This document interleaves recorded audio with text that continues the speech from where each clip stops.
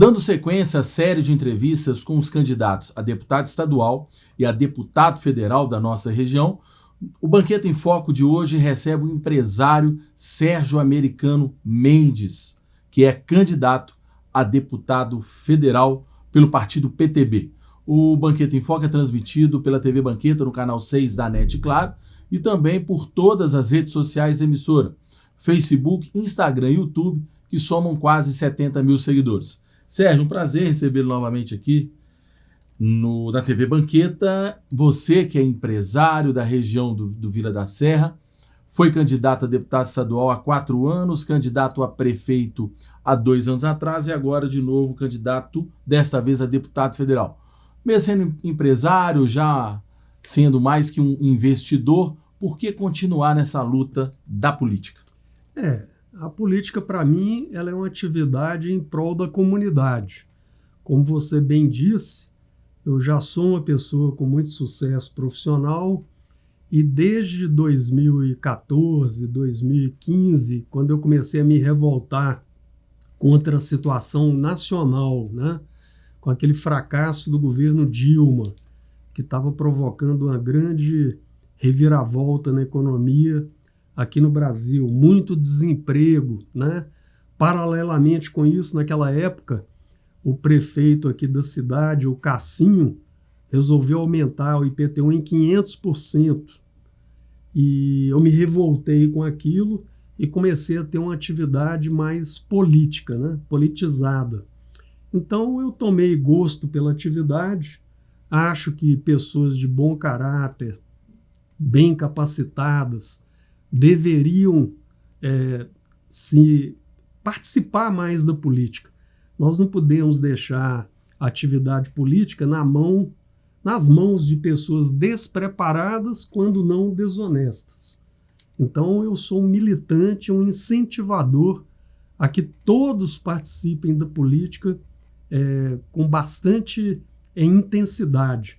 Quando fui candidato a prefeito, em 2020, eu lancei uma chapa de candidatos a vereador só com gente novata na política. Eu sinto que Nova Lima não precisa renovar nomes.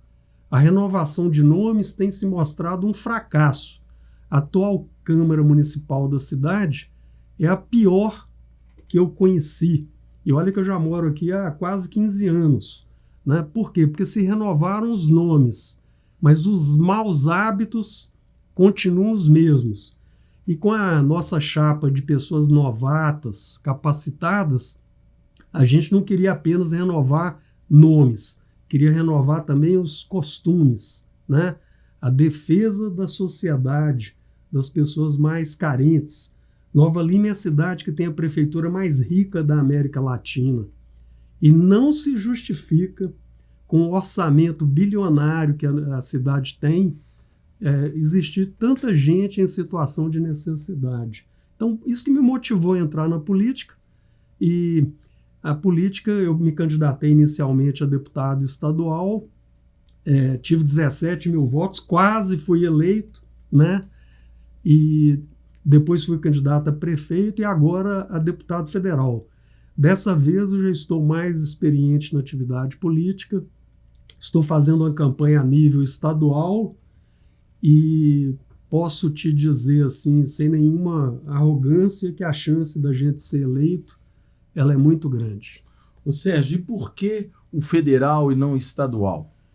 Eu fui candidato a deputado estadual porque eu via o cargo de estadual como um degrau para chegar no deputado federal.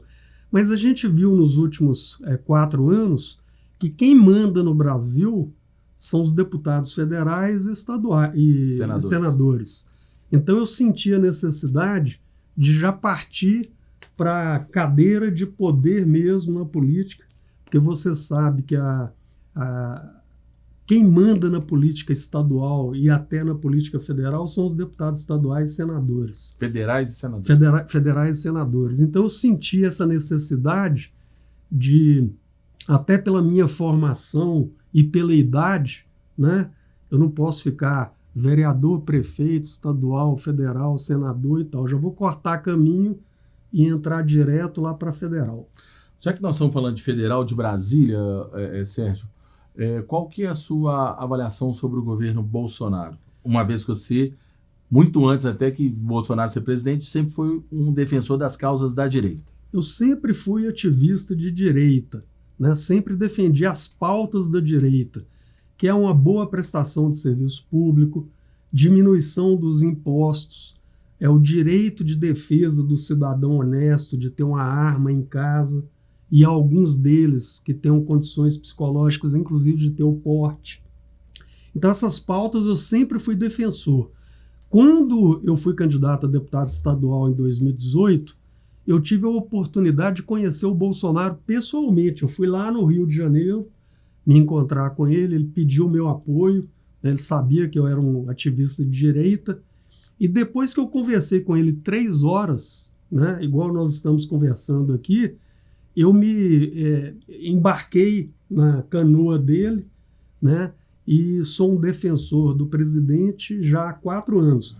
A minha esposa brinca comigo falando que esse café com Bolsonaro foi o café mais caro da história da humanidade, porque depois que eu tomei esse cafezinho com ele, o que eu gastei de viagem, de hotel, de estrada, de carro, gasolina e tal, para levar a defesa do presidente por Minas Gerais inteira, inclusive fiz a campanha dele lá no norte de Minas, custou uma fortuna, né? 100 mil reais, 150 mil reais. Então o cafezinho dele foi bem caro, mas eu acho que ele é uma pessoa extremamente bem intencionada, é uma pessoa muito comunicativa, alegre, é uma personalidade completamente diferente daquela pessoa que você vê na Rede Globo em momentos de tensão, de irritação. É uma pessoa, assim, admirável. Ô Sérgio, então você acredita que o país ele pegou numa situação muito ruim, a economia tem melhorado, sim, e você acredita ser um risco quando a gente fala para o país, a gente está dizendo para os trabalhadores CLT, para os desempregados que buscam emprego e para os empresários, a eleição do Lula é um risco, é um atraso? Olha, o Fred, eu penso assim, se eu contratar um funcionário na minha empresa, até na minha casa, por exemplo, contrato lá uma cozinheira, ela me rouba um celular, eu vou rescindir o contrato de trabalho dela e nunca mais ela pisa na minha casa, né? Imagina uma pessoa que furtou aí bilhões com B de reais dos brasileiros. Então, para mim, Lula tem que estar na cadeia, ele e a gangue dele toda na cadeia. Existem outros candidatos que defendem as propostas de esquerda que são têm mais capacidade e mais histórico do que ele. Ele realmente não tem condições de governar o Brasil, ele é uma pessoa que não merece crédito, né? E já do lado do Bolsonaro, eu vejo que ele pegou o país numa situação pós-Dilma, a economia afundada na época do Temer e tudo mais. Logo que ele assumiu, praticamente, ele já veio pela frente uma pandemia que tentaram destruir a economia do país com fechamento do comércio e tudo mais. Então ele pegou uma conjuntura muito ruim. Mas apesar disso tudo, né, o Brasil está com uma das menores inflações do mundo. Eu, na minha idade, é a primeira vez que eu vejo o Brasil ter uma inflação menor do que a dos Estados Unidos e da Europa, né? Nunca vi isso, você já viu? Eu não. Pois é. Então ele está conduzindo a economia no mar turbulento, os números já estão melhorando. Hoje, pelo contrário, já está ficando difícil conseguir contratar pessoas de qualificação melhor, pessoas mais bem preparadas. Então a gente tem que trabalhar com essas pessoas para dar uma qualificação maior para que elas tenham oportunidade de conseguir empregos melhores. Porque hoje você quer contratar, por exemplo, alguém na área de informática, alguém na área de social media, você não consegue contratar. Eu estou na minha equipe lá com 10 vagas abertas e você não consegue contratar porque não tem gente com aquela qualificação. Então eu sou um entusiasta do treinamento dos funcionários, da qualificação profissional, porque você aí que está nos ouvindo, você só vai evoluir na vida através do seu esforço pessoal. Governo não vai resolver a sua vida, muito menos resolver te dando esmola. A sua chance na vida é você se qualificar, se tornar um profissional desejado no mercado, ter a sua qualificação, porque aí o salário vai subindo e à medida que você vai ganhando experiência, você vai ganhando cada vez mais e vai poder realizar todos os seus sonhos de constituir uma família, de comprar itens materiais para quem tem interesse nisso e tudo mais. Então a economia já está com falta de mão de obra. Não em todos os setores, mas em alguns setores.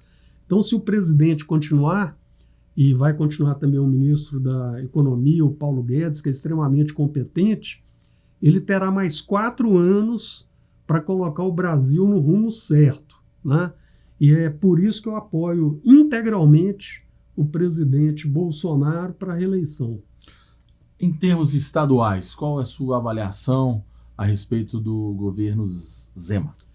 Olha, Minas Gerais estava nas mãos aí de um larápio, né, que era o Fernando Pimentel. Ele conseguiu a proeza de dever 5, 6 meses de salários para os funcionários. Então o Zema assumiu com uma situação calamitosa, ele assumiu junto com o Bolsonaro. Né? O Bolsonaro no Brasil, o Zema aqui em Minas, com a situação terrível, salários atrasados, repasses para as prefeituras em atraso há meses e meses. E só de ele ter conseguido colocar a casa mais ou menos em ordem, porque eu não entendo que ele terminou o trabalho ainda, já merece o nosso crédito. E, por outro lado, concorrendo com o Zema, nós temos o Calil, né, que para mim é uma péssima opção. É uma criatura que fechou Belo Horizonte durante 6 meses, transformou Belo Horizonte na capital nacional dos mendigos e das placas de aluga-se. Você vê que a quantidade de mendigo ele aumentou em toda a região metropolitana, inclusive aqui em Nova Lima, né? Mas Belo Horizonte, os índices são calamitosos. Quem anda no centro de Belo Horizonte fica achando que está com uma cidade em guerra. O Calil destruiu Belo Horizonte e quer destruir Minas Gerais. Então, eu acho que, diante das opções, não resta outra saída a não ser votar em Zema ou em Carlos Viana, que seria também uma boa opção. Ô Sérgio, e dentro dessa do Calil, que inclusive em uma das entrevistas chamou, durante a pandemia, chamou Nova Lima de roça, ou seja, chamou todos nós de roceiro, ele quebrou o comércio da cidade, mas e como se explica, no meio da pandemia, a reeleição dele ainda em primeiro turno? A explicação é simples, está na propaganda do próprio Calil. A propaganda do Calil se gaba de ter distribuído 5 milhões de cestas básicas, né, no período eleitoral. Então, infelizmente, uma parte da população mais humilde, quando recebe doações da prefeitura, eles ficam agradecidos e votam no prefeito, né? Eu acho que, infelizmente, o Brasil tem esse tipo de coisa. A explicação é essa. Só que agora todo mundo já enxergou que, apesar da suposta bondade dele de doar cestas básicas, ele também destruiu a economia, né? A minha avó era uma pessoa já falecida, era uma pessoa muito caridosa. Ela tinha uma creche que criava lá 500 crianças com escola, com alimento, com isso, com aquilo. Doou uma fazenda para a constituição de uma escola agrícola, mas ela fazia caridade com o bolso dela, né? Político que faz caridade com o dinheiro da prefeitura, do governo do estado, não é nada caridoso, ele é apenas um pilantra, querendo seu voto. Sérgio, para finalizar avaliações dos governos, qual é a sua avaliação do governo municipal, João Marcelo? O João Marcelo, eu sou amigo dele, eu conheço pessoalmente, já esteve na minha casa em algumas oportunidades, mas o João entrou numa turma que é o mal de Nova Lima, né? As pessoas que estão por trás da cadeira do prefeito são pessoas que querem favorecer a especulação imobiliária, são empresários que querem ganhar dinheiro em Nova Lima e deixar os problemas para a população, problemas de trânsito, de saneamento, de destruição do meio ambiente. Então ele se cercou dessas pessoas e de alguns políticos também, deputado federal, estadual, que querem parasitar a nossa cidade. Então aí, nos apoiadores do prefeito, tem gente que tem parente empregado na Câmara, na Prefeitura e tudo mais, quer dizer, não são boas pessoas. Eu acho que ele está indo por um péssimo caminho e eu prevejo até que, se ele não abrir os olhos, a administração dele vai ser uma administração do nível da administração do Cassinho lá atrás, né?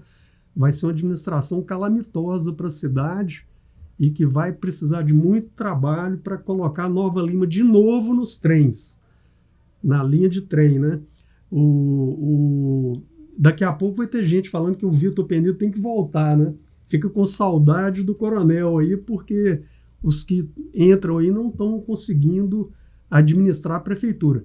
E eu já disse na época da campanha que Nova Lima, a prefeitura, é uma empresa com quase 5 mil funcionários, exige uma pessoa experiente, com capacitação profissional, cabelo branco aqui, para tomar as decisões que a cidade precisa.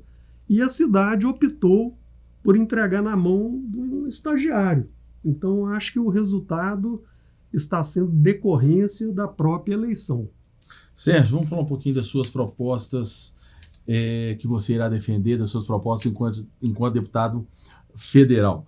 Você diz a respeito das pautas de direito. Uma das pautas importantes são as privatizações, o Zema iniciou algumas, o Bolsonaro também. O que você acha a respeito das privatizações, que é uma palavra proibida para os candidatos ou as pessoas que defendem a esquerda? Absolutamente. Eu sou completamente a favor da privatização de tudo. De tudo. Veja bem, você que me ouve aí em casa, você desconfia profundamente dos políticos. Você acha que a maioria deles são desonestos, são ladrões. E você vai colocar essas pessoas para tomar conta de uma empresa pública que lida com bilhões e bilhões de reais? É incoerente. Uma empresa pública jamais será bem gerida. Empresa pública é fonte de maracutaias, empregando gente que não precisa ser empregada, permitindo a ocorrência de licitações fraudulentas, desvios de dinheiro e tudo mais. Essa mesma empresa colocada na mão de um particular, ela vai te atender melhor, vai ter um preço melhor e você vai ter um atendimento melhor. Um exemplo é o celular. O Fred, quando saiu a telefonia celular no Brasil, eu fui um dos primeiros a comprar um celular aqui em Belo Horizonte. Na época eu morava em Belo Horizonte. O simples fato de você ter um celular naquela época já era um sinal que você era milionário, porque o celular custava o preço de uma casa, né? Telefone fixo, você tinha ação. Meu pai faleceu, deixou tudo que eu sou, por causa de seus direcionamentos, mas deixou ações da Telemig. Exatamente. Você comprava um telefone, ficava 5 anos esperando o plano de expansão chegar, né? E o telefone você declarava no imposto de renda, era um patrimônio, como se fosse um carro. Hoje, todos vocês que estão aí nos ouvindo têm 2, 3 celulares na família, tem gente que tem até 2 celulares. Por quê? Porque a telefonia foi privatizada. Se ela fosse estatal ainda, vocês estariam aí vendo o celular só em filme lá de Hollywood, né? Então a mesma situação ocorre na água, na energia elétrica, em todas as empresas estatais. Eu vou te dar um exemplo. O meu sócio mora nos Estados Unidos. Ele mora numa casa gigantesca casa. A conta de luz dele é mais barata do que o meu apartamento paga aqui no Vila da Serra. Então não tem lógica. Tudo isso por quê? Por causa das empresas estatais. As empresas estatais são um mal para o Brasil. O governo ele deve cuidar do quê? De oferecer uma boa condição na rede hospitalar, oferecer boas condições de segurança pública, oferecer boas condições para que a economia cresça e você tenha emprego. Não é função do governo ser dono da Petrobras, da CEMIG, da Copasa, da Telebrás, da não sei o quê. O Brasil tem uma frase do Salim Matar, que foi nomeado secretário nacional de desburocratização e privatização, que ele, quando assumiu o cargo, falaram para ele que o Brasil tinha 150 empresas estatais. Depois de 2 meses, ele descobriu que eram 600 e tantas empresas. Quer dizer, o governo não sabe nem o que ele tem. E isso tudo fica controlado, gerido pelos políticos que você tanto odeia, né? Então pare para pensar e entenda. Privatização é a solução. Empresa estatal na mão de político é só fonte de maracutaia. Quando o político é desonesto, ele quer dominar uma empresa estatal. Por quê? Porque ele quer colocar lá os parentes dele, os amigos dele e roubar tudo que ele puder roubar. Quando o político é honesto, ele quer pegar aquela empresa, vender e investir em seu benefício. Pegar aquele dinheiro e investir em seu benefício. Sobre as liberdades individuais, Sérgio. Pois é, nós estamos vivendo um período aí no Brasil negro para as liberdades individuais. Um período a ser esquecido. Nós temos situações aí onde juízes tomam decisões absolutamente fora da lei, né? Vão lá e caçam a rede social das pessoas que eles não gostam, mandam prender pessoas porque foram criticados e chegam ao ponto de atacar familiares dessas pessoas. Eu vou dar um exemplo aqui, a esposa do Daniel Silveira, que o único crime dela é ser esposa dele, né? E que teve a conta bloqueada, a sua rede social caçada. Isso pelo Supremo Tribunal Federal. E qual foi o crime que o Daniel da Silveira cometeu, né? Ele criticou, na meu ver, de forma deselegante e rude, um ministro do Supremo Tribunal Federal. Eu não faria as críticas que ele fez com as palavras que ele fez. Porém, isso não torna um criminoso, né? Isso não existe o crime de opinião no Brasil. Se eu fizer alguma crítica que não esteja dentro da lei, você vai me processar por difamação, calúnia ou injúria. Mas isso vai dar uma pena financeira. Eu vou ser condenado a te indenizar em, digamos, R$5.000, R$20.000, o valor que for, né? Mas você jamais será preso por crime de opinião no Brasil. E no Brasil nós estamos tendo pessoas presas por crime de opinião. E eu, como defensor das liberdades individuais, eu não posso concordar com isso. Porque liberdade de opinião não é de escutar só o que você quer ouvir. É o direito da pessoa falar o que você não quer que ela fale, né? Você imagina, a liberdade de opinião é essa. É você falar o que você quiser. Se você infringir no aspecto da difamação, calúnia e injúria, que você vá à justiça e dê uma pena financeira para a pessoa. Mas proibi-la de falar, caçar a rede social da pessoa, isso é um absurdo. Eu não posso concordar com isso. E é bom chamar atenção, né? Nós temos aí, eu sou um estudioso da história, né? Quando você pega a Alemanha pré-Segunda Guerra Mundial, né? A ascensão do Hitler, você vai ver que ele começou perseguindo uns ali, outros aqui, até que chegou a vez de todo mundo, né? Então esses que ficam aí dando risadinha porque a pessoa que está sendo perseguida, que está sendo presa, que está sendo punida é um adversário, sua vez vai chegar também. E quando chegar a sua vez, eu vou estar em sua defesa falando também que estou te defendendo, mesmo que eu não concorde com nada que você fale. Sérgio, mais do que nunca a gente precisa das reformas tributárias, políticas. A trabalhista ela foi feita não da forma 100% que a gente esperava, mas algo foi feito. Sim. Dá para o telespectador acreditar realmente que, caso eleito você, qual compromisso você faz para brigar por essas reformas? Que até o próprio Bolsonaro brigava e não conseguiu fazê-las. Exatamente. O Bolsonaro não conseguiu fazer essas reformas porque ele não tem apoio no Congresso. o Bolsonaro ele conseguiu eleger 51 ou 53 deputados no partido dele, né? Depois se apurou que desses 53, 30 eram oportunistas. Então ele tinha na prática 20 deputados entre 513. Não dá para aprovar nada. Tanto que ele teve que se juntar ao chamado Centrão para conseguir aprovar algumas reformas, né? Então, qual que é a solução para isso?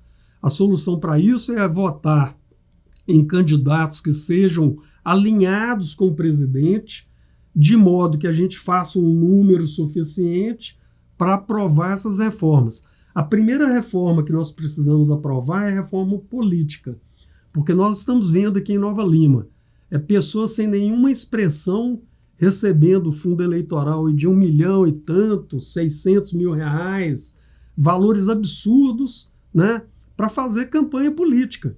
Isso é uma excrescência. Você quer fazer campanha política? Use seu dinheiro. Isso que eu te perguntar, qual a sua opinião sobre como seria bancada a eleição? A eleição ela deve ser bancada pelos apoiadores. Então você é candidato, você arrume quem apoie suas ideias, pegue do seu patrimônio, enfim, faça um investimento que você achar necessário. A situação que nós temos hoje ela é horrível. Por quê? Os partidos recebem em números redondos, 5 bilhões de reais e a distribuição desses recursos é feita da pior maneira possível. Então, por exemplo, o Fred, candidato, recebeu nada. O Sérgio, candidato, recebeu, por exemplo, 100 mil reais. E o fulano de tal, que é ligado aos caciques do partido, recebeu 1 milhão e 200. Nós estamos dizendo isso do mesmo partido, por exemplo. Por exemplo. Então você cria uma situação, porque quem nos assiste aí imagina que uma corrida eleitoral é uma corrida onde todo mundo parte em condições de igualdade, quem chegar primeiro lá está eleito. Só que a corrida não é assim. Um está descalço, o outro está de bicicleta, o outro está com patinete, o outro está com... né? As situações são diferentes. Essa diferença entre as situações de cada candidato fazem o quê? Perpetuam as mesmas pessoas na política, apesar do povo odiá-las, né? Os caciques, e quando eu falo caciques, eu estou falando dos caciques que estão aí, tipo Aécio Neves, Alexandre Silveira e tal, eles recebem milhões de reais para fazer uma campanha. Enquanto aquele seu Zé, né, lá do bairro, que quer ser candidato e tal, não recebe nem bom dia nem boa tarde. Então o fundo eleitoral ele precisa ser extinto. E ele cria uma situação onde é um absurdo. Porque se o candidato, um exemplo, o Fred recusa o fundo eleitoral, eles vão lá e dão o dinheiro para o concorrente dele. Então é uma situação extremamente absurda. Nós precisamos acabar com essa máfia do fundo eleitoral, precisamos acabar com a obrigatoriedade de se filiar a um partido para ser candidato, ou seja, permitir a candidatura avulsa e transformar o sistema eleitoral brasileiro num sistema distrital, né? Onde cada distrito elege um federal e um estadual, né? E isso é importante porque aqui em Nova Lima nós percebemos isso. Deputados aí de má reputação fazem campanha em Nova Lima. Quando ele suja o nome dele em Nova Lima, ele vai fazer campanha em Montes Claros. Quando ele suja o nome em Montes Claros, ele vai fazer em Uberlândia. Então esses bandidos vão mudando de cidade ao longo da vida política deles. Se fosse um sistema distrital, ele não poderia fazer isso. Ele teria que ser candidato sempre pela mesma região. Então são algumas mudanças que precisam ser feitas e que eu vou apoiar que elas sejam feitas lá no Congresso. Você falou também da desburocratização. Aqui em Nova Lima, a concessão de um alvará para que a empresa funcione é quase uma tortura, né? É um favor que a prefeitura vai fazer para aquela pessoa e não um direito da pessoa. Então, o Bolsonaro já deu uma simplificada nessa emissão de alvarás e dispensou muitas categorias dessa tortura. Mas precisa desburocratizar a criação de novos empreendimentos e de empregos. Eu vou te dar um exemplo. Um amigo meu queria alugar um galpão no Jardim Canadá para instalar a empresa dele aqui em Nova Lima, na época do governo Vitor ainda, anterior a esse. E quando foi fazer a pesquisa prévia, que é simplesmente o seguinte, a minha atividade pode funcionar nesse local, é uma pergunta que em Belo Horizonte você faz à prefeitura pela internet. E ela responde, pode ou não pode. Aqui se exigiam 20 e tantos documentos para fazer a pergunta. Inclusive contrato de aluguel, documento do contador, um monte de documento, simplesmente para responder uma pergunta. Eu posso exercer minha atividade naquele local? A maioria desistiu daí. Falou, vou procurar outra cidade. Foi alugar galpão em outro lugar. Então, essa burocracia que existe no Brasil inteiro, ela precisa ser eliminada. Na minha opinião, quem monta uma empresa e cria lá 2, 3, 4 empregos é um herói. Ele devia receber uma placa e pôr uma praça com o nome dele o dia que ele morresse. Que a maioria da realidade dos comerciantes de Nova Lima, Raposa e acima é isso aí. É isso aí. Esse cara, para mim, é um herói, né? Esse herói é que deveria ser imortalizado. Então, a minha visão é assim, governos são um mal necessário, tem que ser vigiado, tem que ser controlado. Os empresários, os trabalhadores é que são os verdadeiros heróis da pátria, que carregam esses parasitas nas costas através do pagamento de impostos escandalosamente altos, né? Então, são escravos. O empresário e o trabalhador no Brasil são escravos. Hoje, um trabalhador ele paga 5 meses de salário por ano na forma de impostos. E o pior é que você aí que está pagando esse imposto nem sabe que paga. Porque você vai comprar um litro de leite, 30% é imposto. Vai comprar um carro, 50% é imposto. Vai comprar um bife, 40% é imposto. E você acha que não paga imposto. O pior de tudo é isso, né? Porque os impostos são escondidos. Então, abram os olhos. O Brasil precisa de uma renovação política séria, colocando lá no Congresso e na Assembleia, não pessoas boazinhas, simpáticas, que passam aí distribuindo camisetas, dentaduras e favores, né? Mas colocar pessoas que tenham condição de levar o Brasil, ajudar o presidente a levar o Brasil na direção correta, que é a direção da riqueza, da geração de empregos. Porque o Brasil, o Fred, é um país abençoado por Deus. Nós temos uma população grande, temos recursos minerais, é um dos maiores países do mundo, temos todo tipo de terra para agricultura, para desenvolver a criação de gado, para plantar qualquer coisa. Como é que se explica que uma parte da população é pobre? Não tem lógica, né? Os países que têm essas mesmas características no mundo são poucos. Você pega aí, Estados Unidos é pobre? Quem dera, né? Muito rico. Canadá é pobre? Quem dera, é muito rico. A atual Rússia, antiga União Soviética, é um país que tem dimensões continentais, riquíssimo de minerais, conseguem ter um padrão melhor do que o Brasil. Então o Brasil está entre os 5 países aí maiores, com mais recursos, com grande população, que não se justifica ter situações de pobreza que nós temos aqui. Eu não concordo com aquela tese que os pobres no Brasil são os mais pobres do mundo. Não, eu já fui em 46 países e eu vi populações muito piores do que a situação do Brasil, né? A situação em Cuba, por exemplo, é calamitosa. Mas tem gente que gosta de ir lá, tirar foto. Devia ir morar lá, né? Devia morar lá. Mas eu fui lá e eu vi com meus próprios olhos a miséria absoluta. Fui na África, que estava comentando com você, vi miséria absoluta, né? Então, pobre no Brasil não é o mais pobre do mundo, né? Mas ele poderia estar muito melhor do que ele está hoje. Agora, qual é a realidade? Você vai criar um emprego, é uma burocracia infernal. As leis trabalhistas são da época do Getúlio Vargas, né? A CLT no Brasil já está completando o quê? 70, 80 anos, né? São leis completamente absurdas.